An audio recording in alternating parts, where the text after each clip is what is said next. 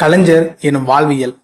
மெய் பிரிதி என்ற ஒரு வாயின்றி வாழ எண்ணார், வாய் பிரிதி என்ற ஒரு செவிடாக இருக்க உண்ணார், கண்ணழகு என்ற ஒரு மூக்கழகு குறைக்க துணியார், மூக்கழகு என்றவரும் கண்ணின்றி முட்டிக்கொள்வேன் என்பாரோ. இது நம்ம கலைஞர் எழுதிய ஐம்புலன் எனும் கவிதைங்க. உடல் உறுப்பின் முக்கியத்துவத்தை அறிந்திருந்தவர் நம்மளோட கலைஞர்.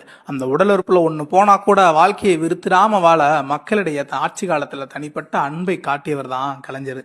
கூணு, குருடு, நொண்டி, செவிடு அப்படின்னு கொச்சையாவும் உடல் ஊனமுற்றோர் என அரசாங்க மொழியிலையும் கூப்பிட்டு இருந்தவங்கள அவர்களது திறமைக்கு மதிப்பளிக்கும் வகையில் மாற்றுத்திறனாளிகள் என்று வார்த்தை கொடுத்து இந்த அரசும் மக்களும் அழைக்கும்படி செய்தவர் நம்மளுடைய கலைஞர். மற்றவர்கள் ஆட்சி காலத்துல சில நலத்திட்டங்கள் வந்தாலும் கலைஞர் ஆட்சி அமைந்த போதெல்லாம் அவர்களோட வாழ்வுல புது விடியல் பிறந்ததுங்க.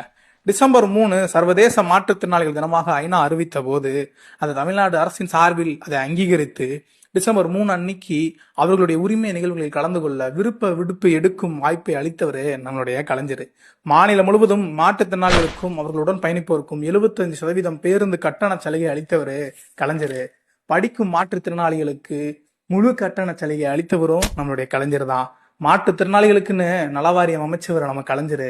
இளைஞன் எனும் படத்திற்கு எழுதிய வசனத்தின் மூலம் கிடைத்த வருவாயை அதே மாற்றுத்திறனாளி நலவாரியத்துக்கு கொடுத்தவரும் நம்ம கலைஞர் தாங்க. உங்களுக்கு ஒரு விஷயம் தெரியுமா? ஒரு விபத்துல நம்ம கலைஞரோட ஒரு கண்ணு பாதிக்கப்பட்டுருச்சு.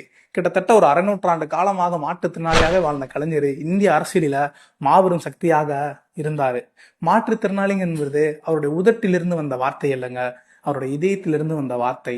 தன்னுடைய இறுதி காலத்துல முதுகு தண்டுவடம் பாதிக்கப்பட்டு நாற்காலியில் அமர்ந்து இந்த கலைஞரை பார்த்து அவர் கொண்டு வந்த இடஒதுக்கீடுல படிச்சு மருத்துவராகி எம்எல்ஏ ஆகி சட்டசபையில அவரை தள்ளு வண்டியிலும் கலாச்சாங்க. இப்படி கலைஞரை கலாச்சிட்டு இருந்தவங்க எல்லாருமே பேசிக்கொண்டுதான் இருந்தாங்க. ஆனா கலைஞர் ஒரு மாற்றுத்திறனாளியாக வாழ்ந்து கொண்டிருந்தார். அரசியலின் திசைபோக்கை மாற்றும் வலிமையுடன் வரலாறு அவரை மரணத்திற்கு பிறகும் வாழ வைத்துக் கொண்டிருக்கிறது. அன்னைக்கு கலைஞர் விட்டு போன அதே மரபை தான் இன்னைக்கு தளபதி மு.க.ஸ்டாலின் அவர்கள் தொடர்ந்து கொண்டிருக்கிறாங்க.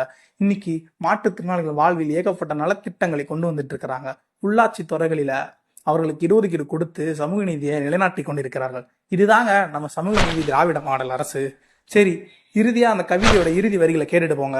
மூக்கினிலே மூச்சு போகும் வரையினிலே முத்தமிழுக்கு தொண்டு செய்வீர், போன பின்பும் புகழாலே தமிழ் காப்பீர், கண் கொண்டு காண்பதனைத்தும் கவிதையாக்குவீர், செவியிலே நல்லது கேட்டு அல்லது விடுத்து செந்தமிழர் நலம்பாட வாய் திறப்பீர். நான் உரைத்திட்ட இவை ஏதுமின்றி இருப்பதற்கே உடல் என்றால் அது மெய்யல்ல பொய்யே ஆகும்.